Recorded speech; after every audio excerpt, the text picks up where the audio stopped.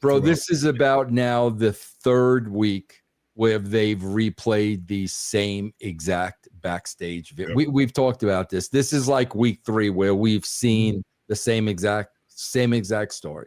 Exact story. Mm-hmm. So what does this lead to? Asuka turning heel against Io Sky? Yeah. Okay. Wow. Yeah. Wow.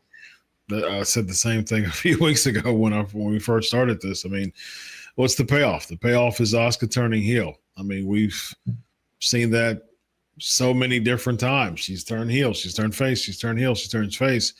It's just they had something going with Asuka when she first came, and when she had that an unbeaten streak or something. Chris, yeah, she had the undefeated streak in NXT, and it worked. She was just, they booked her so strongly, and then they brought her up, and then there was still that residual type of aura with her, but not as much. She just blended right in, and I think the death knell for her was when she lost to Charlotte at WrestleMania a few years ago, because it was that, or I think it was probably like it was right before, I think, or something like that. Because I remember Charlotte won, and I think she beat Asuka to have the title in order to set up the triple threat in Jersey. I think it was the one that Becky won. So that was, I forgot which one that was, 30 maybe.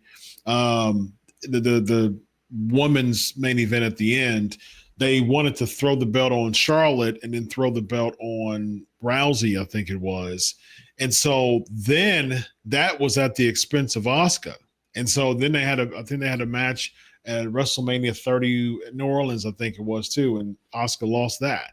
And so it was just, man, they just blew it. They blew the aura of Asuka, and I don't think she's rebounded since, man. There was a couple times where, they had her champion, but nah, it just doesn't feel right with Asuka anymore, unfortunately.